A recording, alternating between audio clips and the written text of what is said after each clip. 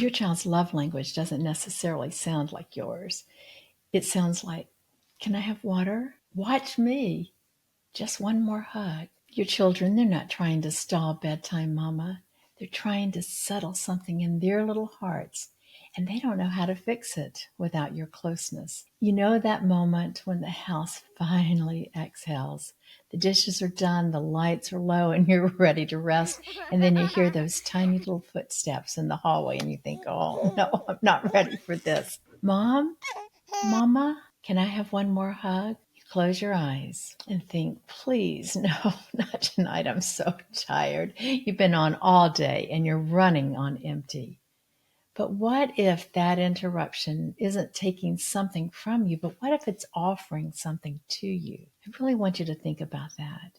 When I worked as a lactation consultant, one of the things that was so powerful that I learned is that babies don't always nurse because they're hungry.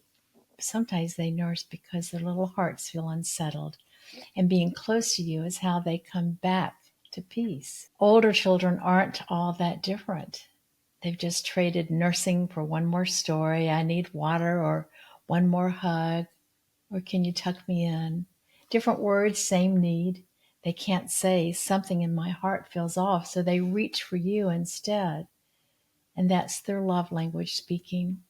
Dr. Gary Chapman and Dr. Ross Campbell describe 5 ways children express love: touch, time, words, gifts, and service.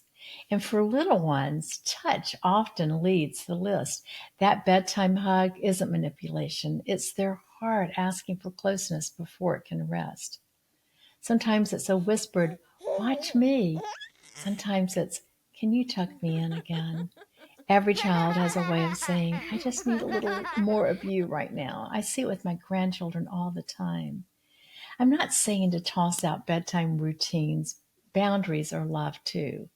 But before reaching or reacting with frustration, take one breath and ask, what is my child's heart trying to say? And when you can hear the need beneath the behavior, you respond with compassion instead of correction, and that's where connection grows. And there's 3 truths that I want you to tuck into your heart tonight.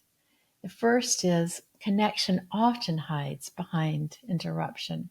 The one more hug may be your child's clearest way of saying, I need to feel your touch before I can rest. Number 2, boundaries and love belong together.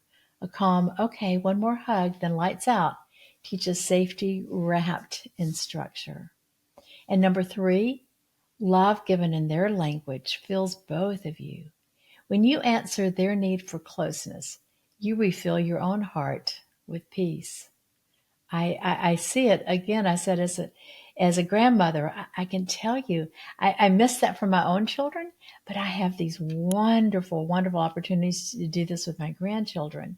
It isn't the quiet nights when everybody stayed in bed, but it's those soft little voices whispering, don't go yet. Back when I was raising my children, I thought I needed rest. But now I see those moments for what they were, tiny invitations to love deeper. And those interruptions became treasures, the purest expressions of love I ever received. So tonight, when you hear those footsteps again, breathe. And if your heart says they need more water, give them just one more hug. Not because you have to, because sometimes that hug is the only language their little hearts know how to speak. The dishes will wait, your show will wait, but that small voice calling for you won't call forever. Make the moments matter, Mama. Make moments that matter. So tell me in the comments what your child's one more hug looks like. Is it touch, time, words, gifts, or service? Because every child speaks love. We just have to learn how to listen.